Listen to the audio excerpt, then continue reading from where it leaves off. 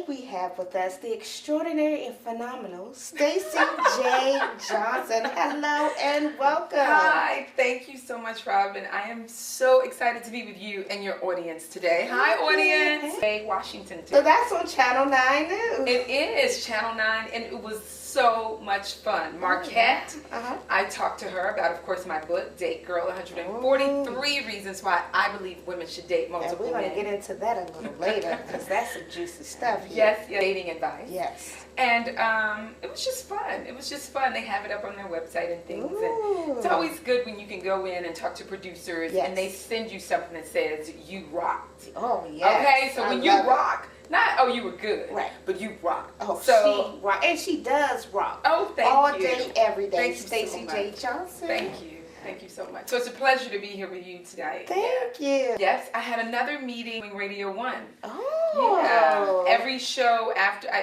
let's see, all of the shows that are at 10 o'clock. So, yeah, from Praise, I think that's Cheryl Jackson, to, is it Easy Street? I don't want to mispronounce it. Easy Street. And there's Michelle Wright. Yes, right, yes. Oh, she got it. I got my DC on, honey. My DC Maryland on. Don't start nothing, won't be nothing, okay? I love it. I have a show. Oh, tell us about the show. I have a reality show. Oh. Queen Latifah is the executive producer. Okay, so she made a comeback and she has a hot new show coming out. Absolutely. It's about 5 women. Basically, women have always gone through things. Yes. But we've never seen them come from the bottom up. And maybe they may have made a choice, or they may have done something that possibly took their lives in another direction. And now this show, you'll see us come from the bottom up. And that's actually the title. It's called From the Bottom Up. From the Bottom Up. Exactly. And it would take a dynamic spirit like Queen Latifah to actually, to me, have the vision to pay it forward into these women's lives and give something outside of the reality that we usually see, which is some shows I actually, I watch these shows. I can't say anything bad about them. But there's no water throwing. There's no glass throwing. There's no kicking. Nobody's jumping across the table. Oh I love it. Nothing. The only drama you have is honestly the drama from our lives, as well as though, because she has cast a group of very opinionated women. But we have opinionated discussions that are they're just discussions. That's it. But yeah, it's a very interesting show. You know Sarah Stokes from Making the Band? Yes. She is one of the cast members. She's worked with P. Diddy. She was on the show called Making the Band. Yes, that was a hot show too. So she's experienced some domestic violence in her life, some domestic abuse, and she had to go to jail for, can't remember the amount of time, but she's had to go to jail, and now she's getting her life together. And I'm so amazed at this young girl, because we had a part of the show where we really get to talk about domestic violence. And we share some things that I will reserve for the show. Let's see who else is in the show. Crystal Wilson. I don't know. Did you see a movie called Players Club years ago? I did. Well, Crystal was Ronnie with the blonde hair. Yes. So we got Ronnie, honey, in the show, and Ronnie, she attempted murder. But attempted murder. Right. So you'll have to find out how that all plays out. And then who else? There's Christine Beatty. Christine Beatty, she was actually, do you remember Kwame Kilpatrick? He's the mayor of Detroit. Yes, ma'am. 28 years in jail. Well, she was actually his chief of staff. Oh, so you have some dynamic We have women some women who were absolutely powerful women. And then she was charged with perjury, perjuring herself on the stands. She was his mistress. They grew up together. And now she is getting her life together and really raising her girls and trying to put the past behind her. He was her high school sweetheart. And they made some bad choices. And we all do. And we all do. That's why I said it's something about this show that really is no different than most women. We make choices. And some catastrophic things may happen in our lives. We learn from those choices. and then we move on. Yeah. And so this story is about moving on. And then myself, I have to, can't forget Stacey. Of course Absolutely. At one point in time, I was one of the top fundraisers for the president. And I worked for President Obama. President Obama. And I worked for the mayor of Atlanta. Yes. As his special events director and entertainment director. Yes. And my choice was I was speeding. Oh, okay. Going 82, but I don't know what. So what was the limit that you were supposed to be driving? 55. On the 82 and the 55. 55. Okay. But a police officer, it was me and two of my friends, and pulled me over and gave me a ticket for DUI. I did not, when I tell you the charges have been dropped. Really? But for a period of time in my life, Yes. because it was more political than anything, because of my associations. Yes. For about 10 days of my life, my entire life changed. I still think, what made this police officer do that? Like, what made him, I know I was speeding, yes. What, we can always say it's because of the color of my skin. Right. But I would like to think not. Okay. But a part of me is challenged with that. Yes. Because there was absolutely no reason for him to give me not one ticket, but 7 tickets. He gave me a ticket for driving too close. He gave me a ticket for not yielding to an emergency vehicle. He gave me a ticket. This is at one time. He gave me a ticket for, I said, what is it? Driving too close, not yielding to an emergency vehicle. I said, what is the emergency vehicle? He said, my car. I said, but I pulled over. Right. See, wait a minute. You pulled me over, but then you're going to give me a ticket for pulling over for you because you said pull over. Because he said I should have pulled over quicker. But the cars were coming this way, so I was for safety trying to decide. So it's still, honestly, Robin, I can tell you, I think why. Yes. And when I think why, because now I'm on this show with Queen Latifah after something as ridiculous as that. Wow. And then you see the story, meaning this new opportunity would not have even been available unless he did exactly what he did. But God. Won't God do it? Yes. Won't he do it? All the time. Hallelujah, girl. All the time. Yes. And that's exactly what happened, because I can't find another reason. Wow. And I think that God uses so many things to elevate us. The things that hurt us, the things that bring us to our knees, the things that we could never look at, or even 3 years later, the only thing I can say is, but God, it had to be him. Yes. The charges are dropped. Amen. I had 2 witnesses in the car. Wow. So you had witnesses. I had witnesses. You still did all of that? Exactly. Oh my goodness. Exactly. And I can tell you, for me, the night it happened, I really didn't think anything of it. You don't know why? Why? Because I thought, he has his camera on. And he has the little... Right, the body cam. He didn't have on anything, girl. So the body cam was off and the camera... And he'd done it for other... And it absolutely happened to not be on for some other people who were erroneously arrested as well. Wow. Yeah. So I have to say... So you had to go to court. I went to court. To fight this. Exactly. I had a great attorney. Good. And the charges were dropped. Wow. I mean, I think I have a speeding reckless driver, something crazy like that. But all of those other 6 tickets are totally gone away. And then 3 years later, I'm on a show. And here you are. That Queen Latifah is executive producing. And the only way I could have gotten this show, the subject matter of the show is you had to experience some type of scandal or some type of catastrophic something in your life that brought you to your knees. Wow. And that, for me, is my catastrophic event.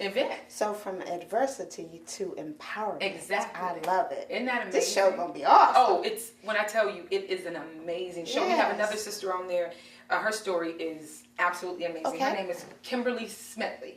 And Kimberly used to do these illegal butt injections. Oh. Yes. Isn't that amazing? And she did them for 15 years. Wow. She was caught. Okay. She served her time. And during that 2 years, she wrote a book called The Backside of the Story. The backside of the story. And she honestly has changed her life. Wow. She's changed her life, and she actually speaks on basically the outside of you not being as important as what's on the inside. Yes. You see what I'm saying? So she had to go through that to get to her victory. So all of these women are working in their victory, but where they started was something challenging that brought them to their knees. It's the most amazing show I've ever been. I've never been in any reality show, and I can tell you honestly, I never thought I would from what we see on TV. Yes. I was like, oh no, baby, they are not about to set me up. Okay. No. Mess up your good name. Okay. But these 5 women and showing their stories and showing them victorious in the end, it is truly for me to be associated with these women. It's an amazing reality show experience. So shout out to Nikki Gilbert. She created the show. Oh, okay. Who created R&B Divas. Yes. Who created R&B Divas LA and Atlanta. And she was actually one of the lead singers in a group called Brownstone. Yes, she was. She created it. Awesome. And Queen Latifah picked it up, and Flavor Union, and it's gonna be a good show. For people back in the show, so you have the support, Absolutely. you have the stories, you have the amazing women such as yourself, Thank you. and this show is going to be phenomenal. It's not going to be like your average reality TV show without the ratchetness. So you're going to be able to learn and to grow and to change some people's lives. I love it. And what's wonderful is every woman speaks to another demographic of women. Wow. You see what I'm saying? Yes. So it's just brilliant. Yes. It's just truly brilliant. Tell us where you're from, and a little bit about your background. Okay, so I was born in California, Okay. in Inglewood, California, Ooh. at Daniel Freeman Hospital. Okay. And but I was raised in Memphis, Tennessee. Okay. Orange Mound, 8 Ball, MJG. Oh. All right, girl. So you have a Gangsta words. Okay. Club. She's been around the block. Around the world, not the block. I mean, all right, look. And then in high school, in junior high school, I always excelled in class. Yes. But I was always very social too. And I ended up going to Spelman College. Okay. So proud to be a Spelman woman. Yes. Absolutely graduated from Spelman. HBCU. That's right, with a PhD in life. That's right, Okay. and that's important because I we go through some things as women and as minorities. So I got a PhD in pushing through. that's Okay. right. Pushing through, the push through queen. That's okay. PTQ. That's right. I love it. So I went to Spelman College. Okay. I was a theater major. Oh. Yeah, political and theater. My mother said I was political science, Okay. and then I kind of switched it on in my last 2 years. Why they when she wasn't wasn't looking. Right. Like, soon as can we change this? Okay. So I ended up majoring in theater, minoring in political science. Took a little bit more than I did. And then, 10 days after I graduated, I moved to LA. Okay. And I started working for Martin Lawrence. Okay, wow. As the first. So you came out of school at the top, basically. Well, let me tell you this story. As a little girl, my sister and I, we used to look at the Martin show. Mm-hmm. And I'll never forget it. One night we were laying on the floor. My little sister is like 15 years younger than me. We were laying on the floor and we loved Martin. Yes. So I said, Crystal, I'm going to work for him. And my little sister said, oh, wow, okay, sissy. I said, I'm going to work. So the power of what comes out of your mouth. Right. I spoke it into existence. But then guess what I did? And a lot of times in life, we don't take it to that next place. Yes. I committed it through my heart, through actions. Yes. So immediately when I got to LA, I started reaching out to their office. Yes. Okay? I love it. And the lady kept telling me to call her back. Okay. Call her back for months. Call me back in 30 minutes. Call me back next week. Call me back in 2 weeks. Call me whenever.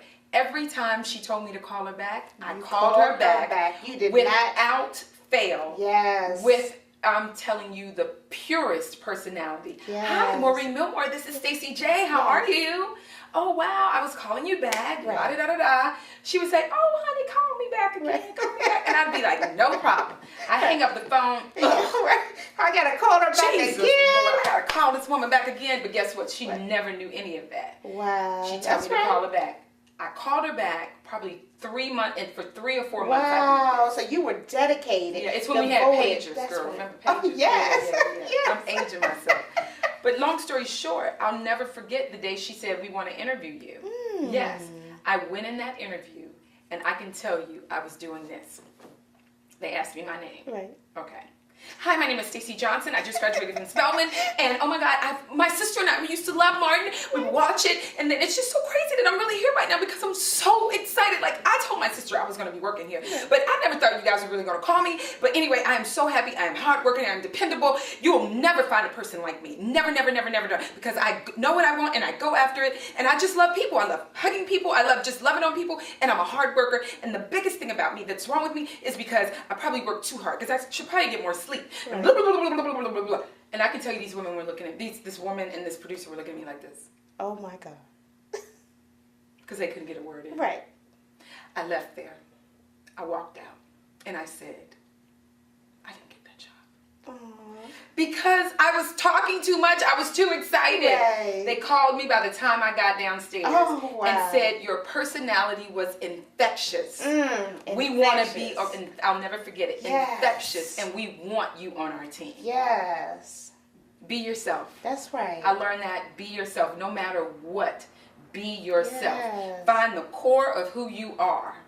And no matter what the world says, no matter even what you say to yourself, Yes. be yourself and be the best part of you. Because we got some parts that's not the best of us. That's true. So be the best part of you. Okay. And that day, as I think I was probably 21, I learned be myself. And from that point on, the trajectory of my life, I think I believe that I win and I push through because I believe in myself. Yes. Like I believe in myself so much to where I can tell you some people think that I think it's all about me. Right. And guess what I tell them? Right. It is. It is. Right. And I'm not going to be apologetic about it. Right. 'Cause this was the vision and the Exactly. roadmap that God set forth for you. Exactly. So, but I'm not selfish. That's right. That's a different person. Yes. And I'm sure of that because I know myself. So that Yes. has been from that point on. Oh my God. Then Maureen told me, that's the production coordinator, that I was the first female they'd ever hired as a production assistant. Really? Wow. Yeah, so you I made opened history. doors. Yes. You fulfilled your dream. Absolutely. And you made an infectious Exactly. impression Exactly. upon Martin Lawrence and his team. Exactly. I love it. So I worked for him about two and a half seasons. Okay. And then Martin would call me over to like do little parts before they actually auditioned them. And I was even the voice of Big Shirley, which is funny girl. But he called me over before we table read. Let's just call Stacey over here and do it. So I do him, and eventually I ended up being on the Martin show probably about 6 to 8 times. Wow. Because I was, I just Right. had this personality, and they would just say, instead of audition, let's call Stacey over. I love it. I received it, girl. That's right. Named it, they claimed it, and received it. So then after that, I did a film called A Thin Line Between Love and Yeah. Hate. Oh, that's one of my favorite movies. It was crazy. Yeah. But it's the truth. That it was real. Yeah. Don't you tell her you love her. That's right. You get cut. Yes, you will. And then after that, my life it seemed like those 10 years of my life. After A Thin Line, it was How to Be a Player, and then I did Shakespeare with Charles Dutton, and I did theater off Broadway in New York, and I did a bunch of industrials. And I really realized, because then after that, I went into politics, and I started doing the thing. So you switched over. Yeah. Wow. So you did the best of both worlds from starting with your degree. Exactly. You had that, yin and the yang. Exactly. And I then you ended did up it. doing Wow, it. I love it. Isn't that amazing? Yes. But I can tell you this, I always focused on the top. Okay. And I think that some people, they believe that they have to build. Yes. And I believe that as long as I'm excellent, yes, then the building has been done. Yes. I have to reach for my excellence. And a lot of people, because people go, well, how did you start at Mart? You didn't start, but you didn't know, because the power of my mind. Yes. I told my mind I wanted to start at the top. And then I did the work. Yes. Maureen asked me to continuously call her back. And most people would have given up. Oh, girl. After the first, 3 times, they would have given up. Oh, she funny acting. Right.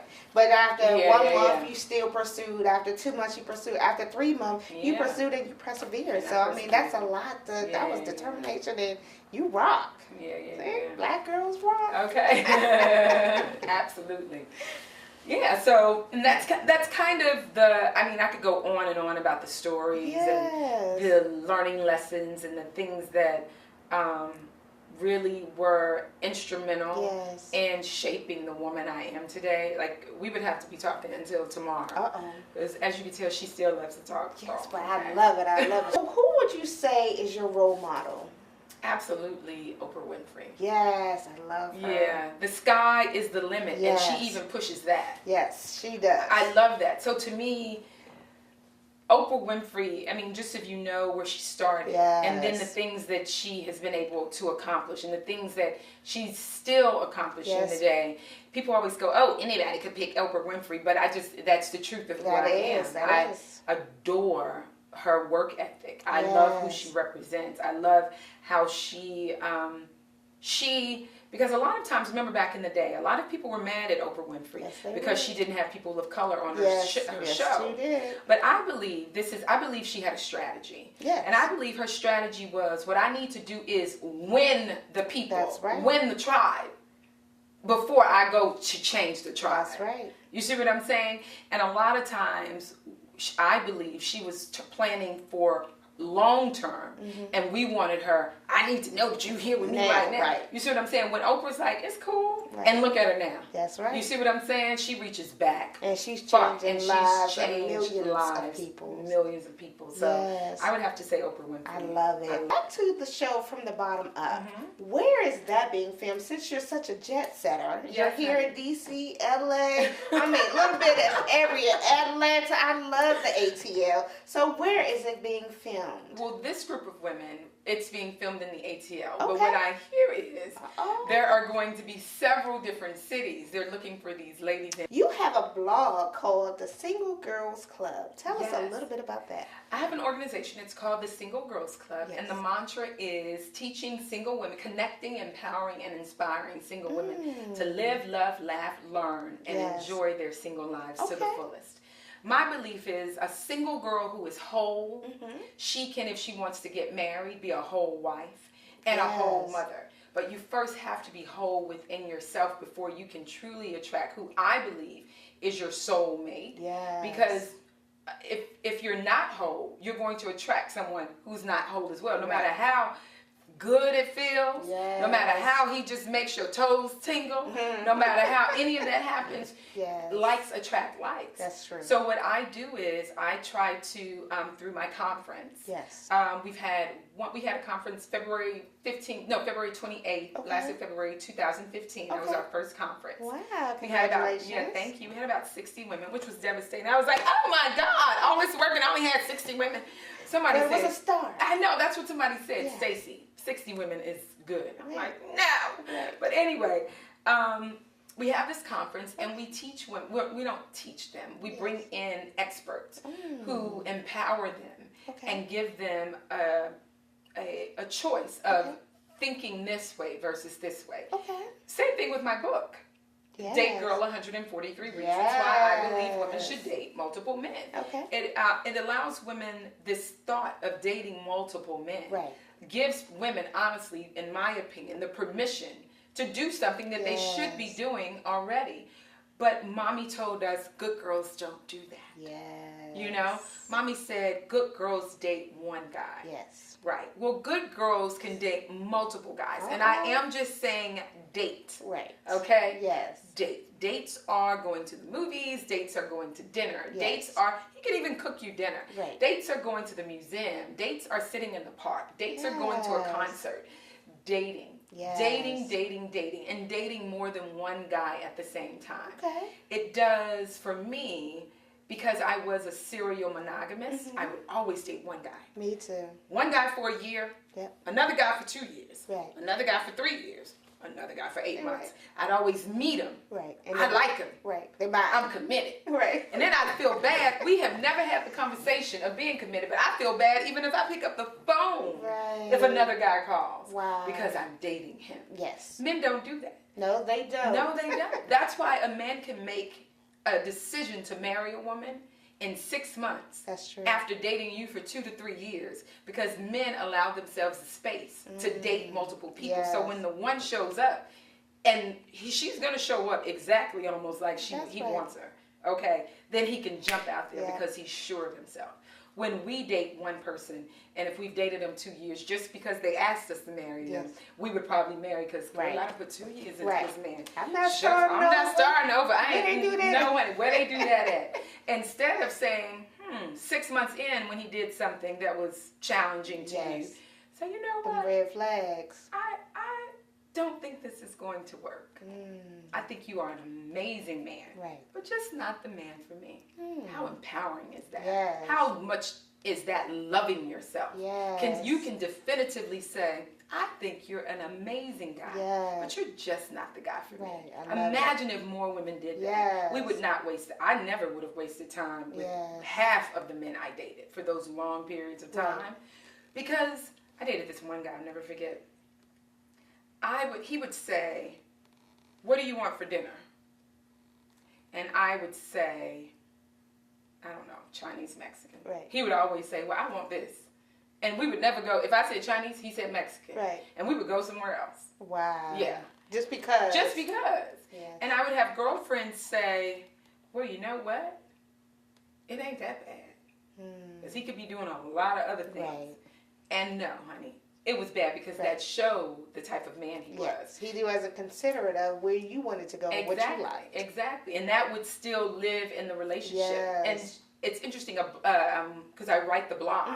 I had one of the young ladies write me and say the same thing because we always think we're in the bed by ourselves. Yes, we do. When we're going through things. I wish she would have been a girlfriend. I'm like, girl, what's his name? Because I dated somebody like that too. Is this the same guy? The same guy? Because he didn't listen. Yes. It was all about him.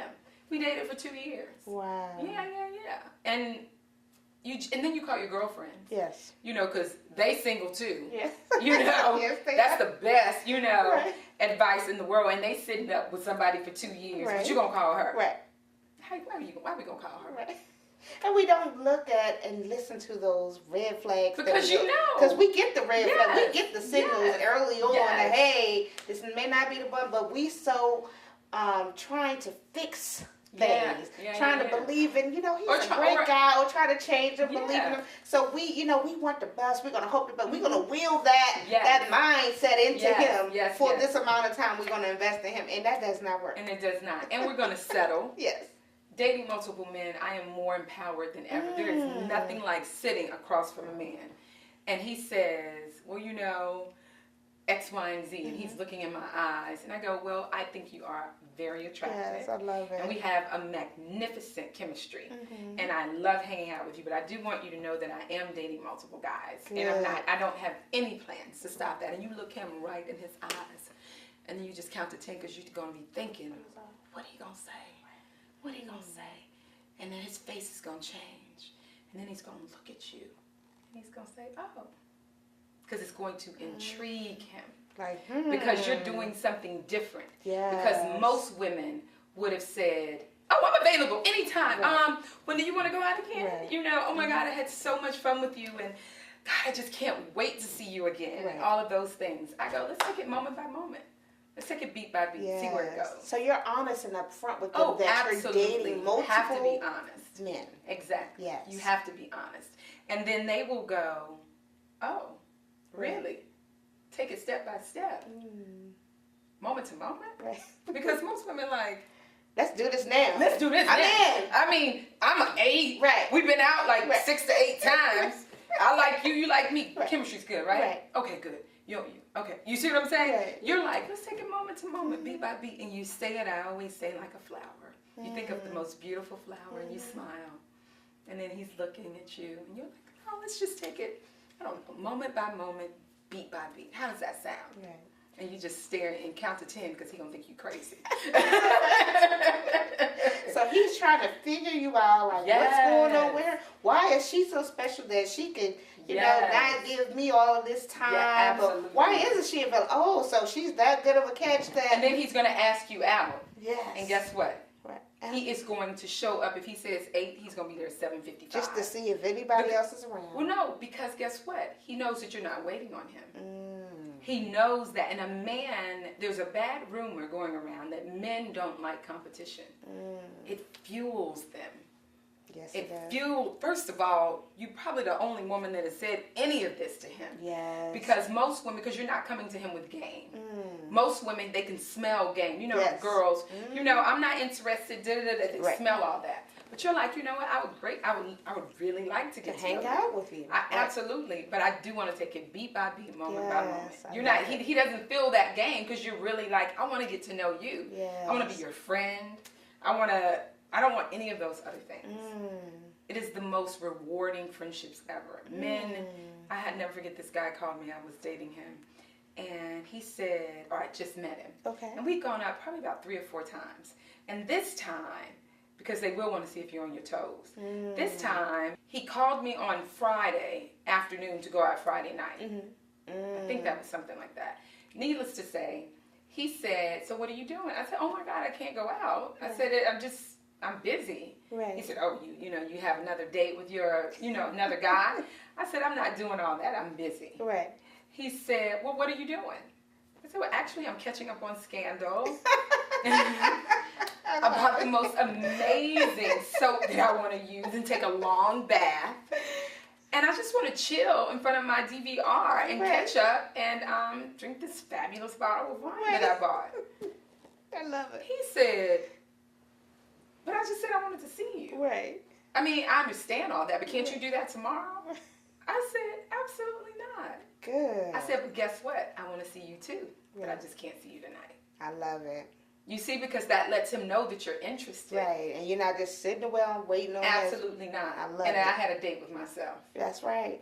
And so we gotta bye-bye. learn how to do that. Date ourselves. Exactly. There's nothing wrong with that, lady. Exactly. So, Crown Me Queen, CMQ. Tell me about that. Crown Me Queen is a tour I'm doing 17 HBCUs. And we have partnered with all of the queens of these colleges. Okay. And I'm going into the schools and we're going to talk to the women, the young girls, about who move my standards. Exactly, because I can tell you that being a serial monogamist started when I was in college, when I thought I was going to die without my college sweetheart. That's right. My grades went down. Wow. All of these things that really I didn't. Now, his grades were fine. Right, of course. Yeah, I mean, his grades. Of course. Yeah. He focused. He focused, but my grades went down, and I just didn't think I could live without it. Yes. Well, what I think that just honestly, the behavior was there when I was in college. So that's why most of my life I was in those long relationships. About your amazing book of why women should date multiple people at a time. So give us some more tips. Can you give us about 3 tips? Absolutely. First of all, dating multiple men, you discover more about yourself. Absolutely. You feel more empowered. Okay. And you stop settling. Yes. And you relate better with yourself and with the world. Point and tell, I can tell you when I wasn't dating multiple men, and I was concentrated on this one guy. Yes. And it was really the wrong guy. And we had an argument at home. And I wasn't happy. So when I go to work, I take all of that with me. Yes. All of it.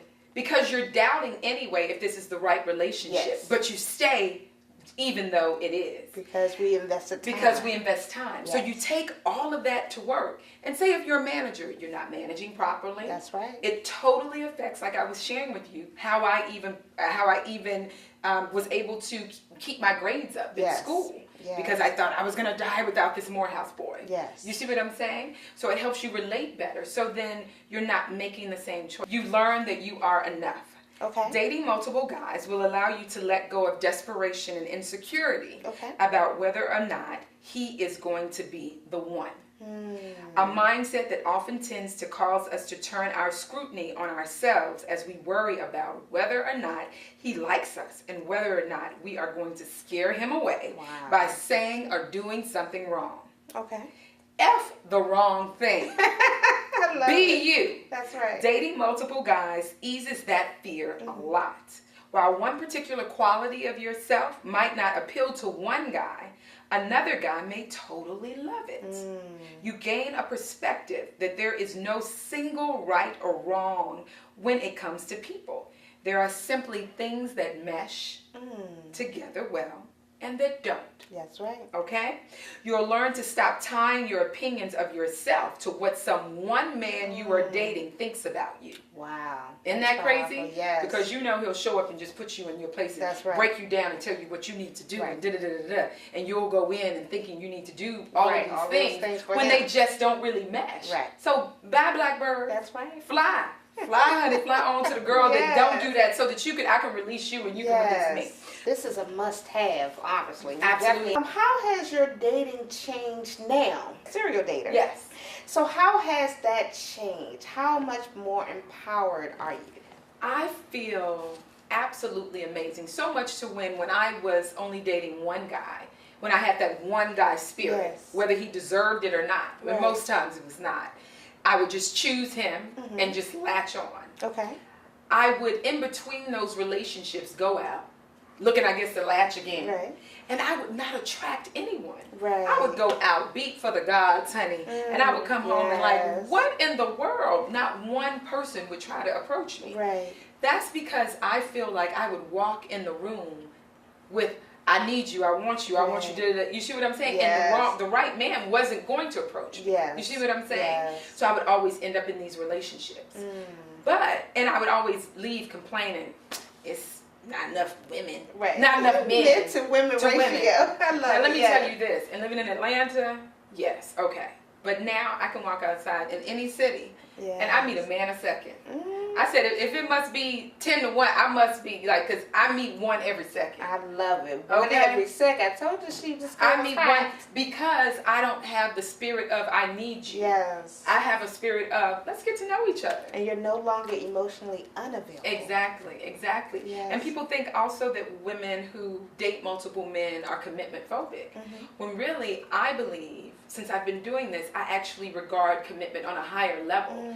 I'm not going to commit unless you are someone who is deserving. And when I say deserving, I'm deserving of him and he's deserving of me. So it is reciprocal. It's not one-sided. It's not selfish. And for me, I don't just go in for the commitment anymore. What is your ultimate goal?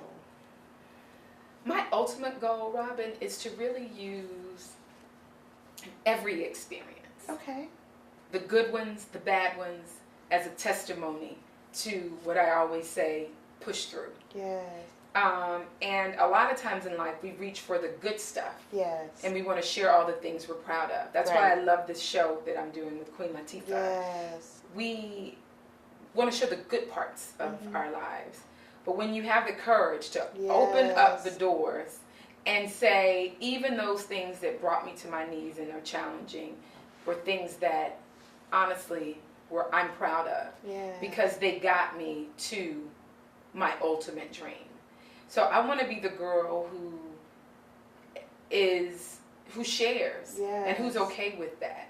I also want to be the girl who they look at and say, she's going to be herself. She's going to give you who she is, whether you like it or not, and she's not going to apologize. I love it. I'm not that chick. I know who I am, and and if I do apologize, I'm not apologizing for being me. It's a growth I want to make in myself. That's a different thing. Not a growth that you are saying that I should make. This is something that I actually thought about. So I want to be that. Creatively or in my career, I have the vision of a village of black women. And that village is of black women from all walks of life. And we are dancing and singing and lifting one another up. And at the end, we break bread at the longest table of black women dining together ever in the history of dining tables. I love it. I mean, one long table, whether it's 1,000 women at a table. Just dining together and fellowshipping and then breaking bread. If you had to sum up Stacey J. Johnson in 3 words, what would you say about yourself? Oh, gosh. I'm a woman who perseveres. Perseverance, okay. Excellence is the only option. And I don't make excuses. I love it. Last words from Miss Stacey J. Johnson? I had an amazing time with you. Thank you. You were so easy to talk to.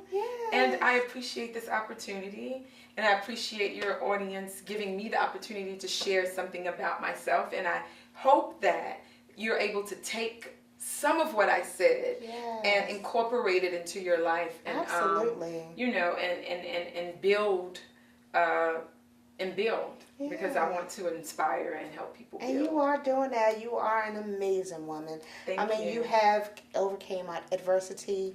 You are living your dreams because dreams do come true. Oh God, yeah. And you are comfortable in your own skin. And there's so many people who are not. Yeah. So to be in that place in life is phenomenal, and you are extraordinary. And I thank you so much for being a part of my show. Yay! Thank you, Robin. All right.